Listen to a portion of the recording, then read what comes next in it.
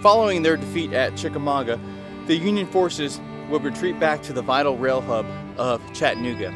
In pursuit were Confederate forces under the command of General Braxton Bragg, and they would entrench on the high ground surrounding the city of Chattanooga.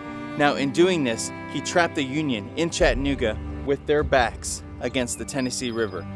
How long will the Union be able to hold, and will they be able to break out? Let's find out. This episode is sponsored by History Fix. History Fix is a history-centered streaming service that helps you escape back into history through movies, documentaries, docudramas, and even how-tos. All the content on this platform is created by history buffs for history buffs. Do you enjoy learning about the American Civil War? If so, check out my exclusive series called Battlefield Chronicles, airing only on History Fix. In this first episode, join me on our search for Captain Henry Fuller on the Gettysburg battlefield. To find out more, click the link down below in the description.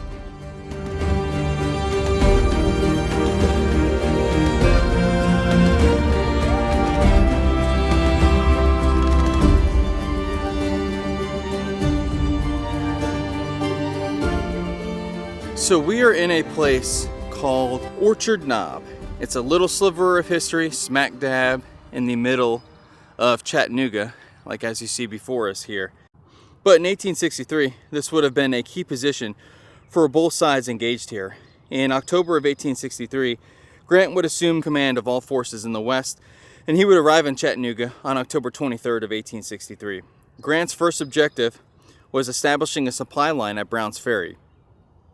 In the dead of night on October 27th, Union troops snuck down the Tennessee River and established a beachhead, which in turn would open up a supply line that would later be dubbed the Cracker Line. Now that that supply line was established, it was time for the Union to break out and begin pushing the Confederates back. And that would begin right here at Orchard Knob.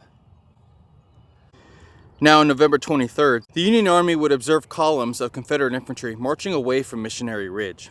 Grant became concerned that Bragg was massively reinforcing Confederate forces near Knoxville, and he wanted to disrupt this movement here. Now, there was also a handful of Confederate deserters that were caught in this area, and they stated that the entire army was falling back. So on Monday afternoon, November 23rd of 1863, Union troops under the command of General George Thomas would form lines of battle in what would have been this open valley between Chattanooga and Orchard Knob here. Now, I know it's a little hard to envision, but if you take away a lot of this development, the city of Chattanooga is way back here. And this would have all been open before us here. So what you're seeing is, imagine being a Confederate defender of this original position. So the Confederates originally held the line here, and just about 600 of them manned this position. So imagine seeing thousands of Union infantry forming lines of battle in what would have been this open valley before us here. Now, we touched on that there were only 600 Confederate defenders in this general area, and they belonged to the 28th and 24th Alabama Infantry. And they constructed rifle pits in this general area, and I believe at the base of Orchard Knob, which would have been in this direction here. Now, you can imagine being a Confederate defender here, and you're anxiously awaiting the coming storm as you're seeing thousands of Union troops under the command of George Thomas forming in that valley below us here.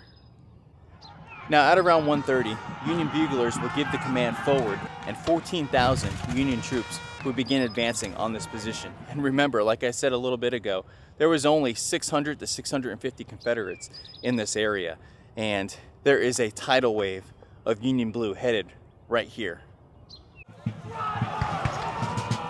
I remained in my position until I heard the order given to forward. I then came down and went to the center of a small breastwork which had been thrown up and which was the point designated for the skirmishers to rally at when driven back. Our line of skirmishers made but slight resistance before it gave way and fell back gradually, skirmishing all the way until they reached the breastwork. Here I rallied them for some minutes and returned the fire of the enemy.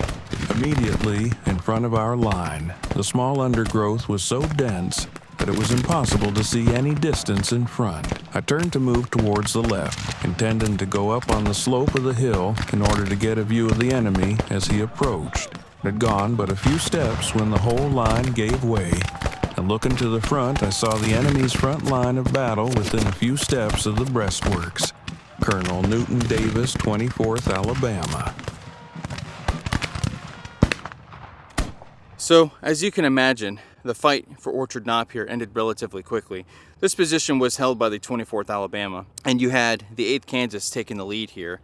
Their skirmishers would have pushed up Orchard Knob here and captured this position with relative ease. Now, I do think that near the Chattanooga National Cemetery in this direction, the 28th Alabama offered a bit more resistance and slowed the Union advance there, but to no avail. That position was also overwhelmed. But this position would fall with relative ease, and around 3 p.m., General Thomas Wood would gallop to the summit and signal to George Thomas, "I have taken the first line of enemy entrenchments." Thomas would respond, "Hold on, don't come back. You've got too much. Entrench your position." Now, what Thomas was essentially saying is this was essentially just meant to be a demonstration, this attack. But in turn, the Union would capture Orchard Knob here and have a forward observation post of the Confederate line. So what you're looking at here in the distance is Missionary Ridge. Now, Missionary Ridge spans all along here, panning to my right, and in the distance here is Lookout Mountain. So that was all Confederate held, panning to my right a little more, and Chattanooga was down here. So now the Union occupied this key ground here, and they have full view of the Confederate works from right here at Orchard Knob. So I've worked my way down from the summit of Orchard Knob here just to reorient you. We were just up there. We made our way down here, and now we're on the side bordering North Orchard Knob Avenue. And right here is the marker to the 8th Kansas Volunteer Infantry. We mentioned at the top of Orchard Knob here that they were some of the first men to engage and capture Orchard Knob here, and their monument is right here. And considering what these men went through at Chickamauga, they went through the meat grinder near Vineyard Field, and considering, you know, less than a month and a half later, they were here at Chattanooga, and they were some of the first soldiers to capture a Confederate position here at Chattanooga. It probably felt good, and they probably had a small sense of redemption here. But I just wanted to touch on their monument and share their story. And here's Orchard Knob in the background. So I hopped down from Orchard Knob just to offer you a different perspective here. So we would have been in the direction of the Union advance here, and you can kind of see how it gradually slopes down. So they would form their formations somewhere back here. It's a little hard to tell with the modern day development, but I just wanted to show you just how steep it kind of gets in this area. So obviously we were just up there, but if you follow the summit down, I don't know the exact spot and where Orchard Knob started and ended, but it kind of gradually slopes down to that area there. So I know the Confederates had rifle pits at the base of the hill along with the military crest, but in this general area you would have had the Union assault led by the skirmishers from the 8th Kansas make the summit here. So I just wanted to offer a different perspective here. So we're making our way back up Orchard Knob here, getting a small sense of what it would have been like to assault up to this position here, and just panning back to my left. That's where we just were, showing you the base of the hill, I guess you can say. And we're going to continue up at the summit here, and there's one more thing I want to show you here. Now, I mentioned I had one more thing to show you, and that is 2 days after Orchard Knob was captured by Union forces, this became the field headquarters and observation post for none other than General Ulysses S. Grant. And it was from this position that he would observe the attacks on Missionary Ridge, which again is just right there. So imagine General Grant being in this general area watching his forces advance. Now originally the Union would become a little bogged down at the base of Missionary Ridge, but then they started advancing up it and in fact broke the Confederate line. So you can just see just how important Orchard Knob became. Again, I'm going to show you. You have Missionary Ridge all along here, and panning back to my right is Lookout Mountain. And it's incredible how this position offers so much view of what was the battlefield here at Chattanooga.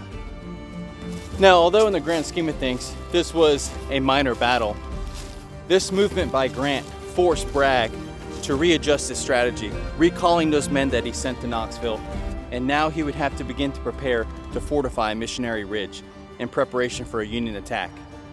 Bragg wouldn't have to wait long.